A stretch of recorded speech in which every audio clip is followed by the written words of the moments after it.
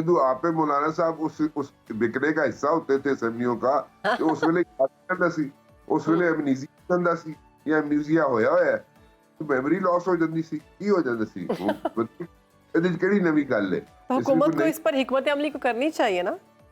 क्या हिकमत अमली करनी चाहिए? देखिए आप किसी इंडिविजुअल को तो नहीं रोक सकते ना, आप किसी इंडिविजुअल के मतलब की करोगे, तुम बैरियर ला दोगे। मतलब अगर कोई इंडिविजुअल जो है अगर पैसे लेके इधर से इधर जाना चाहता है, या जा सकता है, या जा रहा है, तो आप उसको कितना रोक लेंगे? अगर मोहतरमा बेनजीर भुट्टो 17 सीटों के साथ नेशनल असेंबली में बैठ सकती थी, तो पीटीआई भी बैठ सकती थी नो कॉन्फिडेंस के बाद, जो कि उन्होंने नहीं। So that was a blunder, I would say, not a mistake, a blunder. अब जो दोबारा अगर ये लोग जा रहे हैं और इस तरफ जा रहे हैं कि जनाब हम लोग असम्बलियां तो बाहर निकल जावांगे, रसी जनाब इत्थे लग पता जाएगा सारियां नू, तो वो अगर इस किस्म का एटीट्यूड होगा तो ठीक है, फिर उसमें तो एक ही चीज रह जाती है बाकी, जिसपे मैं बार बार कहता हूँ, ये सिस्टम नहीं चलना, ये सिस्टम गोल हो जाएगा। फिर तो ये पार्लियामेंट्री फॉर्म ऑफ गवर्नमेंट जो है, इसको आप एक बंद गली की तरफ जाते हुए देख सकते हैं। तो अगर ये बंद गली की तरफ जाता है तो ये हमारे लिए नुकसानदेह है, आपके लिए नुकसानदेह है। We people had been fighting for this system. अगर हम सिस्टम के लिए लड़ते मरते रहे हैं इतना अरसा, इतनी दिहाइयों से, तो अगर पॉलिटिशियंस हमें फेल कर देंगे तो फिर असी किथे जावांगे? हमारे गेस्ट हमारे साथ मौजूद हैं, सीनियर तज़कियाकार हैं राना मुबशर साहब। गुड मॉर्निंग सर, कैसे हैं आप? गुड मॉर्निंग जी, आप लोग कैसे हैं? खैरियत से हैं? क़यामत वाकई आना ये राना साहब ठीक ठाक अल्हम्दुलिल्लाह। खुशी होती है हमें कि आप हमारा प्रोग्राम देखते हुए आते हैं। तो ये हामिद रजा साहब जो कह रहे हैं कि पीटीआई को असम्बलियां तोड़ देनी चाहिए और इस्तीफे दे देनी चाहिए, तो ये मशवरा जो दे रहे हैं, क्या समझते हैं कितना दुरुस्त है? दोबारा से पीटीआई वो गलती दोहराने नहीं जा रही जो एक दफा कर चुकी है? अच्छा, there are two angles of looking at it जी। वन है कि देखें, वाकई एक तो बात ठीक है कि पीटीआई वालों ने पहले गलतियां की हैं, और मैं बार बार इस चीज को रिपीट करता हूँ, अच्छा नहीं लगता, लेकिन then again it's very important. अगर मोहतरमा बेनजीर भुट्टो 17 सीटों के साथ नेशनल असेंबली में बैठ सकती थी, तो पीटीआई भी बैठ सकती थी नो कॉन्फिडेंस के बाद, जो कि उन्होंने नहीं।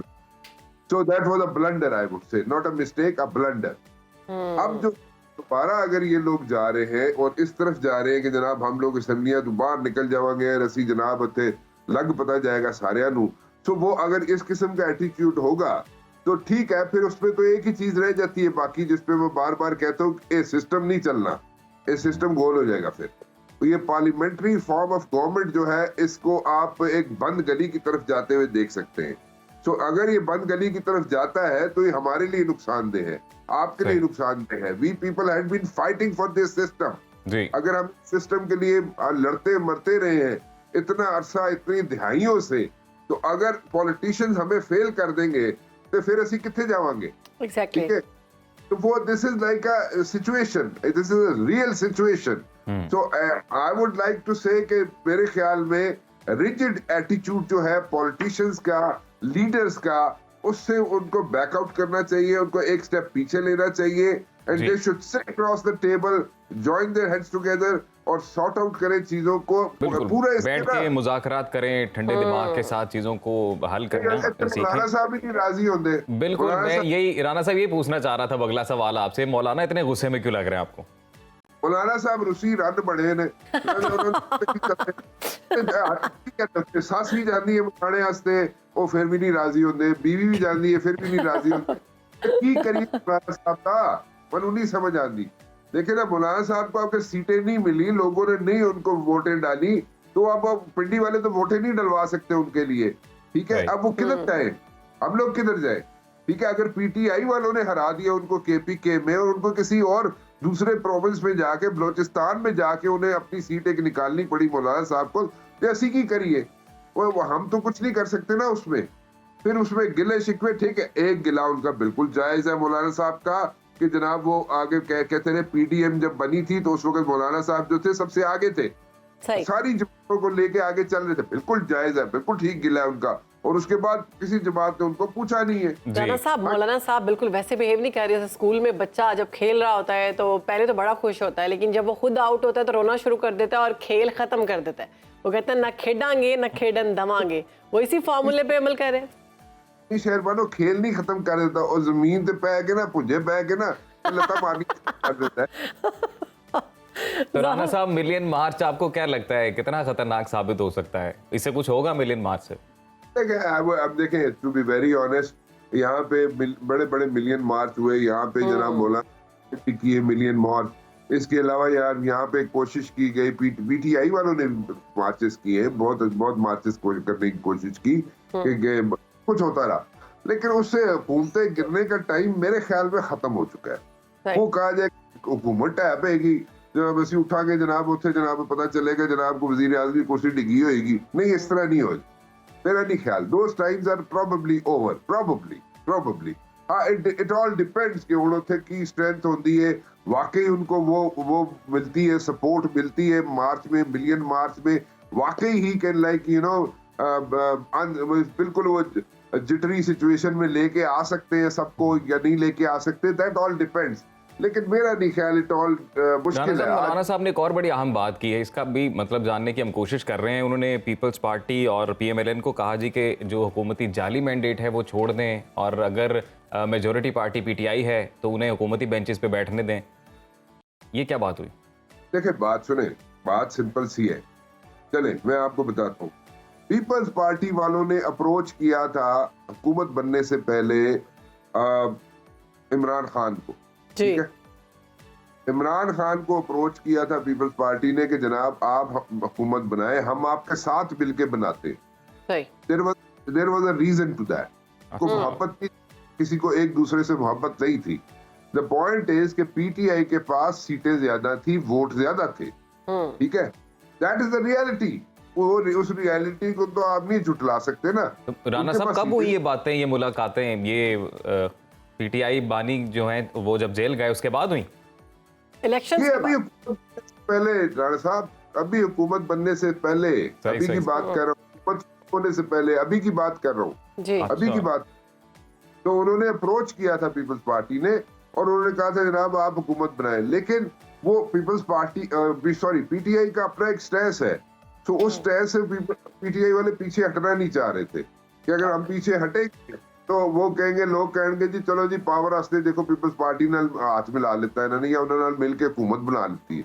तो वो इमरान खान की अप्रोच नहीं है कि जनाब वो नहीं चाहता कि वो किसी के साथ भी मिलके हुकूमत बनाए, चाहे वो एमक्यूएम हो, चाहे वो पीपल्स पार्टी हो, चाहे वो नून लीग हो। तो उसकी अप्रोच है इमरान खान की, उसको उससे बैकआउट नहीं करना चाहता वो। तो ठीक है, वो उसका एक स्ट्रेस था, लेकिन अभी जो जिस तरीके से ये बात की जा रही है, एक मरतबा फिर ये चीज सामने लाई जा रही है कि जनाब वो हुकूमत बनाए, उनके पास ज्यादा है, ठीक है, बनानी चाहिए, पीटीआई को हुकूमत बनानी चाहिए, लेकिन पीटीआई का भी तो एक स्ट्रेस है, इमरान खान का भी तो एक स्ट्रेस है ना, कि मैं किसी साल मिलकर नहीं बनाया। लेकिन साहब वैसा नहीं लगता कि उस टाइम अगर ये आपस में मिलकर बना लेते हुकूमत तो ज्यादा बेहतर होता? देखिए शहर बानो, अभी पिछले जो 16-17 महीने हमने देखे हैं ना, उसमें सारी जमातों ने मिलके हुकूमत बनाई है जी। लेकिन as such to be very honest, अगर ये कहा जाए कि उन्होंने कुछ ट्रिकल डाउन इफेक्ट्स उसके आए हैं अवाम को और कोई चेंज लेके आए रहे, वो नहीं है, वो मियर स्टेटमेंट्स हैं। मुल्क बचा लेता है। राना साहब ये बताइएगा कि पीपल्स पार्टी को इस सारी सिचुएशन में क्या फायदा? पीपल्स पार्टी तो अब भी इत्तेहाद में है, हुकूमती इत्तेहाद में है, तो फिर पीटीआई को साथ मिलाने से क्या चीज मुख्तलिफ होनी थी? देखें ना, अभी पीटीआई हो ये सकता था कि देखें जो मासेस की सपोर्ट है या सीटें जो ज्यादा थी वो तो पीटीआई के पास ज्यादा थी, ठीक है, तो पीटीआई के साथ अगर मिलके बनाती हुकूमत तो जाहिर है वो पीपल्स पार्टी वाले चाहते कि जनाब हम कैबिनेट में भी आए, ठीक है, तो कैबिनेट में भी बैठते। तो वो जो 2-4 साल जो है, जो विन विन सिचुएशन के जो मजे होते हैं या जो डिलीवर करने के मजे होते हैं, जी देखो जी पीटीआई की हुकूमत बन गई है, पीटीआई आ गई है और जनाब लोग बड़े खुश होते, तो वो उसको एंजॉय कर सकते थे, उसमें पार्टिसिपेट कर सकते थे, तो उनकी रिवाइवल हो सकता था पीपल्स पार्टी का, सिंध से आगे भी उनका रिवाइवल होना मुमकिन था। तो मौलाना की अगर बात करें हम, तो मौलाना साहब एक बार फिर से कह रहे हैं कि असम्बलियां जो हैं वो बिक रही हैं, तो इससे पहले तो हमने कभी नहीं सुना कि असम्बलियां भी बिकती हैं। तो जदू आप मौलाना साहब उस बिकने का हिस्सा होते थे असम्बलियों का, तो उस वेले एमनीजिया होया है, तो मेमोरी लॉस हो जाती सी, की हो जाती सी, किहड़ी नवी गल है। तो हुकूमत को इस पर हिकमत अमली को करनी चाहिए ना। क्या एक बेअमली करनी चाहिए? देखिए, आप किसी इंडिविजुअल को तो नहीं रोक सकते ना। आप किसी इंडिविजुअल के मतलब की करोगे, तुम बैरियर ला दोगे। मतलब अगर कोई इंडिविजुअल जो है अगर पैसे लेके इधर से इधर जाना चाहता है, या जा सकता है, या जा रहा है, तो आप उसको कितना रोक लेंगे? तो इंडिविजुअल्स पॉलिटिशियंस को रोकना है, इट्स नॉट पॉसिबल। आप हाँ ठीक है, हो सकता है, कोशिश की जा सकती है, मतलब रियलिटी ये है कि पॉसिबल नहीं है। मतलब लोगों को ये बात अच्छी नहीं लगेगी, लोगों को सारी बातें ऐसी अच्छी लगती हैं कि जनाब नहीं जी नहीं होना चाहिए, ऐसा नहीं होना चाहिए, बिल्कुल नहीं होना चाहिए, कोई शक नहीं।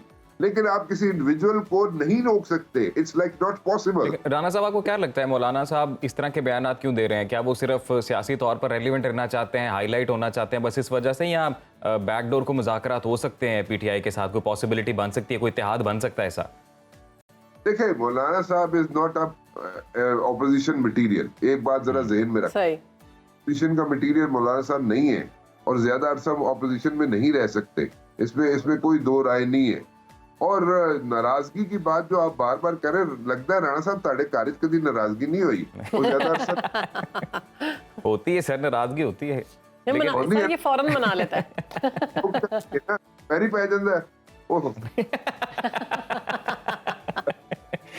तो सर आपको क्या लगता है इस मामले में किसको फिर पांव पड़ना चाहिए? जिस तरह कर दे तो राणा साहब इतने भी नहीं होना चाहिए। राणा साहब, मुझे लगता है आप तो बहुत ज्यादा मनाते हैं, जब लड़ाई होती है ना, कोई नाराजगी होती है, तो आप तो बहुत ज्यादा मनाते हैं अपने घर में। शहरबानों ने मनु इन स्विंगर सुट देता हूं है। टू सिचुएशन शहरबानों ने पास कि चलो ये राणा साहब, ये 4 शराइत पेश की गई हैं हुकूमत को पीटीआई की जानिब से, ये शराइत क्या हैं और कैसी हैं? देखिए, जितनी मर्जी शराइत पेश कर दें आप, देखें इसमें कुछ नहीं होता। शराइत उस वक्त रखी जाती है जब आपका अपर हैंड होता है, ठीक है?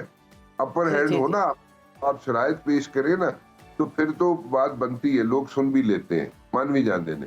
अब चले मैं एक छोटा सा एग्जांपल दे देता हूँ आपको। एग्जांपल है, देखें, अगर we are like borrowing money from somebody, अगर किसी लैंडिंग एजेंसी से हम पैसे ले रहे हैं, ठीक है, और अगर हम कहें जी कि साड़ी शरार शराइत ने, और कहे चल लगे हो भाई की हो गया तेनू, शरायता रख रहे हैं, पैसे भी मंगी जा रहे हैं, नाले शरायता रख रहे हैं तू, इस तरह। तो पॉइंट इज कि आपका अपर हैंड होगा तो फिर आप शरायत जो मनवा भी सकते हैं। अली ते क्या, अली ते हुकूमत टुंडी शुरू हुई है, अली केड़ी शरायत? ये राणा साहब, ये अभी तो पार्टी बाकी है। पीटीआई की शरायत की बात की जा रही है कि जो मुज़ाकरात की एक आजकल खबरें चल रही है ना कि हुकूमत और पीटीआई में कोई मुज़ाकरात हो सकते हैं, तो उसमें पीटीआई की जानिब से कोई शराइत पेश की जा रही है? जी, आप ठीक कह रहे हैं, मैं उसी को दूसरी तरफ ले गया था। देखिए, शराइत सिंपल सी है जो पीटीआई वालों की है कि जनाब हमारा मैंडेट जो चोरी हुआ है वो हमें वापस करें, ठीक है? अच्छा, अब उस मैंडेट को क्या किया जाएगा, कैसे? देखिए ना, रियलिस्टिक अप्रोच तो ये है कि आप मैंडेट चोरी हुआ उसको वापस करें। अच्छा, मैंडेट जो चोरी हुआ उसको वापस कैसे करें?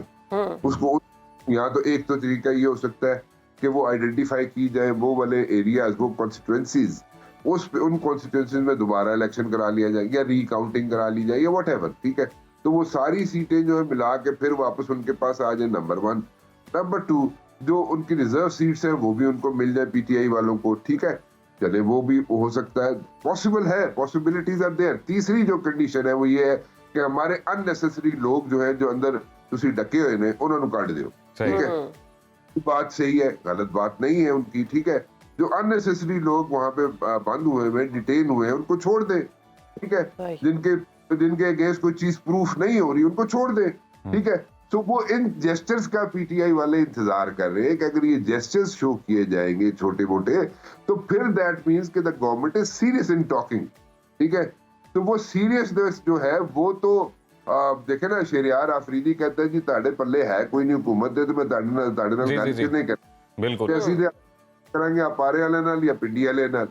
तो वो उसको एक फैक्शन जो है पीटीआई का कवर करने की कोशिश कर रहा है कि नहीं जी ओदा मतलब ये नहीं सी, ओदा मतलब कुछ और सी। एक फैक्शन कहता है जी हाँ जी यही गल है। सो यू नो, एक जो है वो एक फैक्शन जो है वो रियलिटी के करीब। दूसरा जो मौक़िफ़ अपनाया जा रहा है उनकी जानिब से वो ये है कि जी हम लोग इसलिए उनसे मुलाकात करना चाहते हैं ताकि उन्हें बताएं कि आप अपने आईनी और कानूनी दायरे में रहकर काम करें। देखिए, बात सुने, सिंपल सी बात है, ये आईनी और कानूनी दायरे जो हैं ये तो मैं उस पर डिटेल में नहीं जा सकता, मैं जाता तो एवं नवा रोला पै जाना इत्थे। नहीं राणा साहब बस आप ना जाएं। आईटी और कानूनी दायरा नहीं होता कोई चीज। देखें बात ये है कि अगर पॉलिटिशियन जो है डिलीवर करे ना, टू बी वेरी ऑनेस्ट, अगर पॉलिटिशियंस खुद डिलीवर करें, खुद ISI MI के दफ्तरों में ना जाएं, GHQ ना जाएं, वहां पे जाके अपनी कहानियां ना सुनाएं, वहां पे जाके मिन्नत सवाजत ना करें GHQ वालों की, ISI वालों की, MI वालों की, तो that it's a different ball game all together. ठीक है, फिर तो समझ आती है, फिर तो बंदा कहता है हाँ जी ठीक है। जब खुद जाके वहां पे पैरी पै जाते हो तुसी, ठीक है, वहां पे जाके बाहर निकल के आप सुल्तान राय बन जाते हैं पॉलिटिशियन, ठीक है, तो वो उसकी वो they are double standards, you know. बिल्कुल डबल स्टैंडर्ड है। राणा साहब ये नायब वजीर आजम वाली डेवलपमेंट को आप नायब वजीर आजम वाली डेवलपमेंट को कैसे देखते हैं? इसाक डार साहब की ਸ਼ਹਿਰ ਬਾਨੋ ਨੇ ਇੱਕ ਮੋੜੇ ਦਿੱਤਾ ਸੀ, ਇੱਕ एग्जांपल ਦਿੱਤਾ ਸੀ ਸਕੂਲ ਦੇ ਬੱਚੇ ਦਾ। सो एनीवेज वो कह रहे हैं कि ये कंपनसेट किया गया है, तो ये कंपनसेशन आवाम के लिए तो नहीं है ना? फिर नहीं, आवाम शाम तो छोड़ो ना, आवाम ਦੇ ਵਾਸਤੇ ਕੋਈ ਕੰਪਨਸੇਸ਼ਨ ਨਹੀਂ ਹੁੰਦੀ, ਬੰਦਿਆਂ ਵਾਸਤੇ ਕੰਪਨਸੇਸ਼ਨ ਹੁੰਦੀਆਂ ਨੇ। तो ओए देखो ਜਿਹੜੇ ना इसाक डार साहब जो है, बेसिकली इसाक डार साहब जो है ना वर्कोलिक आदमी है, ठीक है, काम करना चाहते हैं, ठीक है। अब फॉरेन ऑफिस जो है ना उनकी डोमेन नहीं है। मैं आपको उनकी पिछली हाजिरियां निकाल के दिखा देता हूँ कि फॉरेन ऑफिस में, दफ्तर में उनकी कितनी हाजिरियां थी, ठीक है। उनकी हाजिरियों को, उनकी अटेंडेंस को अगर देखा जाए ना, तो दैट शोड कि इसाक डार साहब was not interested in foreign office, ठीक है। ठीक है, एक अच्छा रुतबा है, अच्छी मिनिस्ट्री है, टॉप ऑफ द लाइन है। साहब माजरत के साथ वक्त की किल्लत है, आपने ये बात की वर्क खोलेंगे इसाक डार साहब, फिर तो अगला ओहदा भी मेरे ख्याल से सूट नहीं करेगा, फिर डिप्टी प्राइम मिनिस्टर का क्या काम होगा? बिल्कुल कह रहे हो तुसी, बिल्कुल ठीक कह रहे हो। लेकिन नायब वज़ीर आज़म की बात है तो बिलावल भुट्टो ज़रदारी की हो रही थी।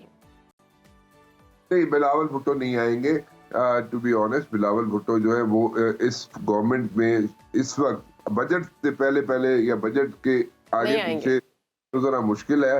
बजट आ जाए, अनाउंस हो जाए, कोई नया चंक जिसके बारे में बात हो रही है कि IMF से नया चंक मिलेगा, पैसों का नया चंक जो मिल जाए अगर, तो maybe it's like maybe, there very bleak chances, और मे बी आ जाए पीपल्स पार्टी वाले कैबिनेट। बिल्कुल ठीक है राणा साहब, thank you so much for your time.